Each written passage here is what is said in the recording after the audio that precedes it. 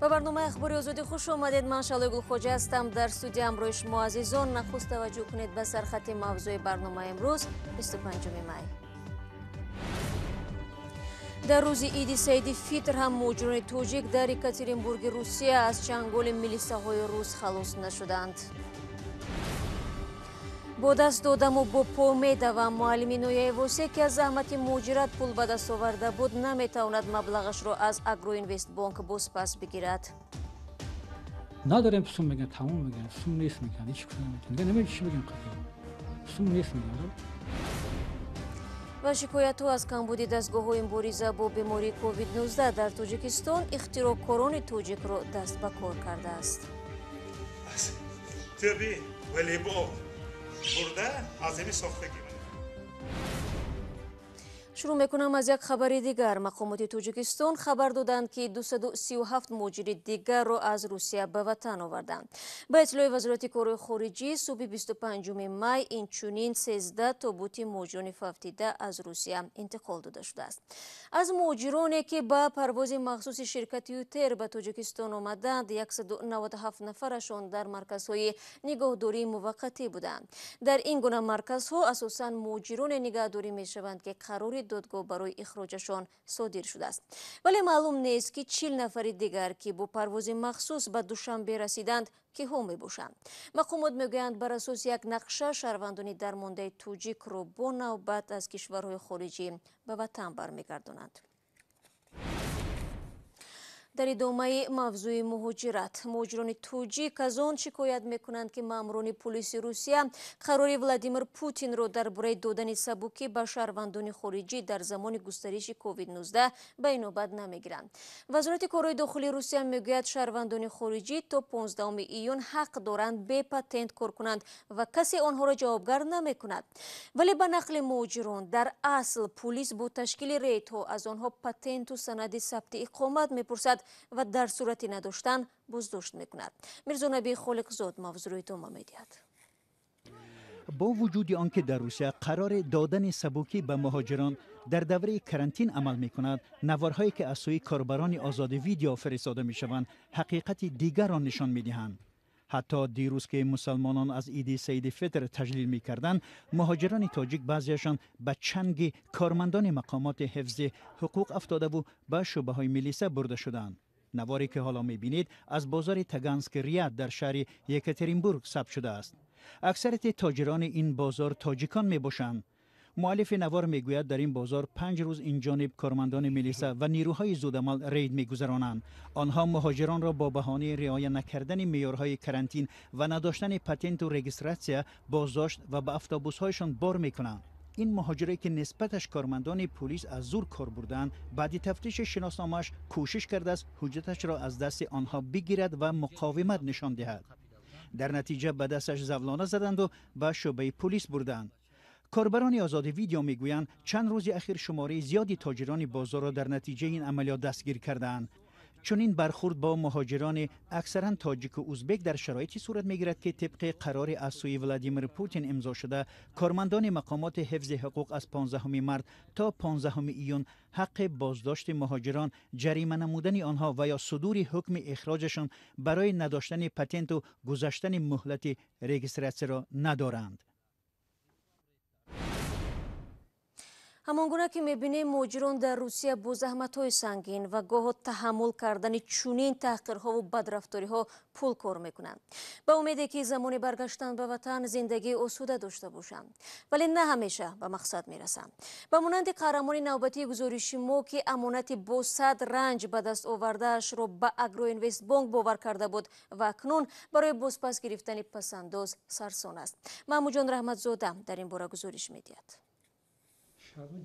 наҷмиддин ахмедов ҳуҷҷатҳо дар даст дари филиали Агроинвестбонк дар ноҳияи Восеро мекӯбад то пасандозҳои 4 сол пеш гузоштаашро баргардонад. ин сокини ноҳияи Восе мегӯяд ба ин бонк 73 000 сомонӣ пасандоз гузошта буд то дар рӯзҳои сангинаш ба мушкили молӣ рӯбарӯ нашавад. имрӯз ки оилааш ба пул эҳтиёҷ дорад, наметавонад маблағашро бозпас бигирад. نجمیدین احمدوف آموزگار است. با گفته او وقتی فرزندانش بزرگ شدند معاش آموزگاری خرج روزگارش را نپوشانید و او مجبور شد همراه برادرش به مهاجرت رود. آنها بعد بازگشت مبلغ جمع کردهشان را در بانک گذاشتند. مثل معاش معلم کم کم تا بازار خوراک میخری هم خیلی بود میشه. اینا توزیع رو مبلغ معاش رو نگرفتیم. بانک به آنها پیشنهاد کرده است که در عوض مبلغشان میتوانند از فروشگاه ولنت تجهیزات گیرند. وقتی این خیلی شد ما ترسیدم که مبلغ هم نسوزد رفته از ولنت ولنت محصولات گرفتم با نرخ قیمت نمیسونم 30,000 موندگی قطعی دارم. با گفته این مرد بانک تا چند ماهی پیش با آنها روزانه تا 100 سومانی پرداخت میکرد، اما امروزها آن را هم گرفته نمیتوانند. دادرم وفات کرد، 3 فرزند را خانه نکرد، او را نداده استیم که در شرایط که او بسیار کی کس دیدن باشد هر کس خیلی یگام جا سود پروکراتور یگام جا مراجعت کردین؟ نه مراجعت نکردم راست میگم. این خیلی دولت خودش میدونه که بانک میدونمش که چون شرایط. مسئولان فیلیال اگراینوستبانک در ناحیه واسه نخواستند در این باره صحبت کنند و قضیه را شرح دهند. اگراینوستبانک یکی از 2 بانک بزرگ کشور است که میانه‌های سال 2016 به مشکلی دچار شدند و این شکایت پی در پی ساکنان را درباره پرداخت نشدن مبلغشان به بار آورد. ماه فوریه سال 2019 جمشید نور محمدزاده رئیس بانک ملی گفته بود که فعلا اگراینوستبانک از 34,000 مشتری بیش از 730 میلیون سومانی قرضدار است و به جلب سرمایه نمیتواند آن را بازپس دهد. با این همه نجمیدین احمدوف امید دارد که بانک مبلغ پسندازی او را بازپس میگرداند و او میتواند فرزندی بیمارش را معالجه کند و ساختمان این خانه نیم ساخته‌اش را به انجام رساند. شما برنامه خبری رادیو زودی رو تماشا دارید. در پی مناقشه مسلحانه مرزی تاجیکستان و قرغیزستان یک سرباز قطاری توجیک زخمی شده است. جانب قرغیزستان میگوید از طرف آنها کسی آسیب ندید. زد و خورد دیروز در بین جماعت واروخ و ناحیه بودکند رخ داد. هر دو طرف اعلان کردند که نمایندگان اداره‌های مرزبانی تاجیکستان و قرغیزستان ملاقات کرده سبب‌های سر زدن حادثه را تحقیق دارند. 8 می نیز در مرز قرغیزستان با تاجیکستان نیزا رخ داده، در آن هم از سلاح استفاده شد. در نتیجه 3 مرزبان قرغیز و 2 نفر از تاجیکستان زخم برداشتند. حالا قرغیزستان می‌خواهد یک مرزبان مجروح را که وضعش وزنین ارزیابی می‌شود برای طبابت به شهر مسکو فرستد. برنامه را با خبرهای دیگر ادامه میدیم. اولین کشتی نفترسان ایرانی از ایران به ونزوئلا رسید. هر دو کشور مورد تحریم ایالات متحده آمریکا قرار دارند. قبلا واشنگتن هشدار داده بود که در صورت چنین داد و گرفت تحریم این دو کشور افزایش می‌یابد. ادامه در گزارش میرزانبی خالقزاد. روز 24 می نخستین کشتی ایرانی حامل نفت به بندر ونزوئلا نزدیک شد.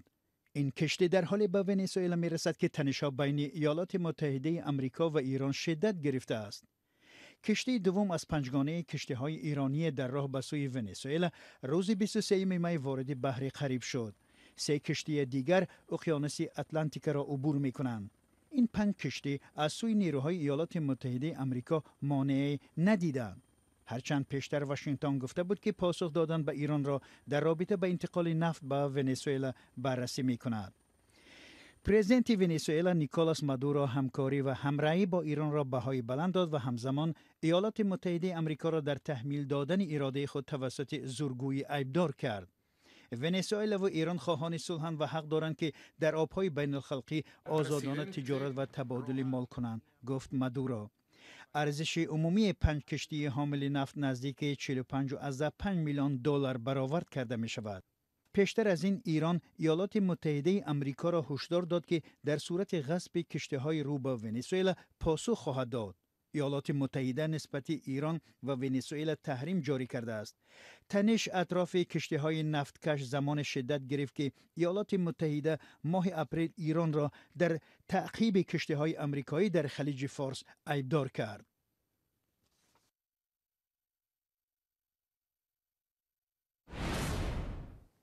بینندگان عزیز، تا این لحظه برنامه ما از پروازی چارتری ҳавопаймои تیر از مسکو به دوشنبه و بازداشتی مهاجران در بازار یکاترینبورگ در پی رید کارمندان پلیس و نیروهای ویژه گزارش دادیم. مطلب داشتیم از سرسانی مشتری اگروینوستبونک برای بازپس گرفتن پسنداز خود و زد و خورد مسلحانه مرزی تاجیکستان و قرغیزستان که یک سرباز تاجیک را مجروح بر جای گذاشت. حالا توجه کنید به یک اعلان و بعد آن برنامه را ادامه می‌دهیم. با ما بمانید.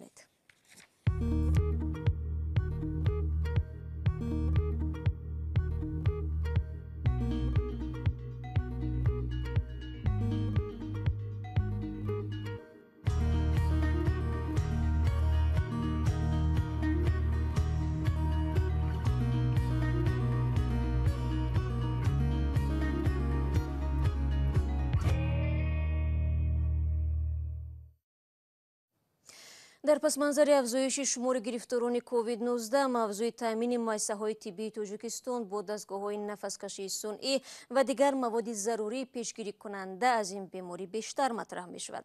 بعضی به عمل آمده بعضی از تاجیکستانی‌ها را وادار نموده است که به اصطلاح دوچرخه را از نو اختراع نمایند. یعنی آنها دستگاه‌هایی را فکر کردند که به گفته آنها با خراجات کم ساخته شده و برای مبارزه با کرونا ویروس کمک می‌کنند. اما تا کجا این اختراعات مفید و بی‌ضرر است؟ البته آموزش می‌خواهد. شعلوی عبدالله با تفصیلات بیشتر. رستم با دستگاه تازه اختراع کردهش محلول پر می‌کند. این دستگاه را او برای بی‌ضررگردانی دستان و پیشگیری از کرونا ویروس ساخته است.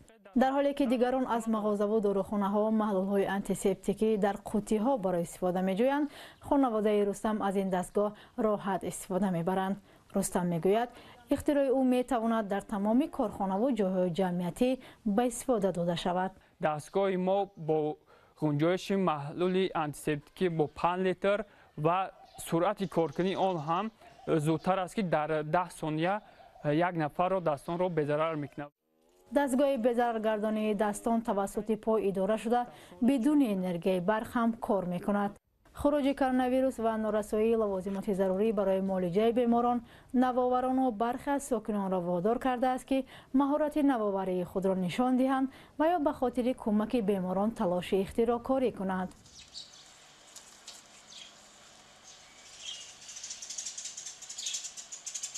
من حاضر هوای اتمسفری کلیپش لامپو برای نفسی ما آماده شده است که برای نفس کشی خیلی آسان و مفید. نومان حسنف دستگاه نفسدهی صنعی ساخته‌اش را در خود تجربه می‌کند.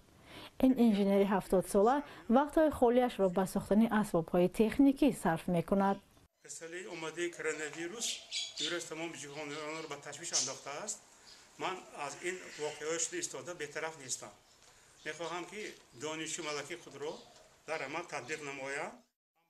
نومان حسنف تلاش دارد با این روح در مبارزه ضد ویروس کووید 19 سهم بگیرد. ماسکر ما از طبی ولیبو برده از این ساختگی اختراع این دستگاه در حالی است که طبیبان برخی بیمارستان‌های کشور از کمبودی اسباب و تجهیزات ضروری علل خصوص دستگاه نفسدهی صنعی شکایت می‌کنند. وزارت تندرستی کشور میگوید در حال حاضر در کشور 500 دستگاه نفسدهی صنعی موجود است. چند روز پیش فرهنگستان علوم تاجیکستان هم از ساختن اسباب نفسدهی صنعی و پیشنهاد آن به بیمارخانه‌های کشور پیام داد. متخصصان تاکید میکنند که هر دستگاه و نوآوری که برای معالجه یا پیشگیری کرونا ویروس ساخته می شود باید حتما از نظر وزارت تندرستی گذرد. وزارت کارهای داخلی تاجیکستان که سوختار در بازار مرکزی نویه شهر توس را تحقیق دارد در این رابطه پرونده جنایتی شده است. از سوختار 24 می دهها دکان را به کام خود کشید و به حساب ابتدایی مقامات به صدها تاجر زیان رساند. از روی خلاصه های پیشکی رسیدگی ناقل های برقی سبب سر زدن سوختار شده است. جباری غفار رئیس نویه شهر توس گفت انداز را برای تاجران کمتر خواهد کرد. бо ин матлаб бинандагони азиз барномаи имрӯзро поён мебарем. Ташаккур аз якояки шумо барои ҳамроҳӣ ва то мулоқоти навбатӣ азизон шумо метавонед хабари тозаро аз вебсайти радиои озодӣ бихонед ва албатта чун ҳамеша гузоришҳои рӯз ва ҷолиб дар озодӣ видео канали махсуси мо дар YouTube гузошта мешавад. ёдатон наравад, ман субҳи фардо ҳамаи шуморо дар навиди бомдодӣ бо хабарои тоза мунтазирам. То фардо худро эҳтиёт кунед ва худо нигаҳдорад.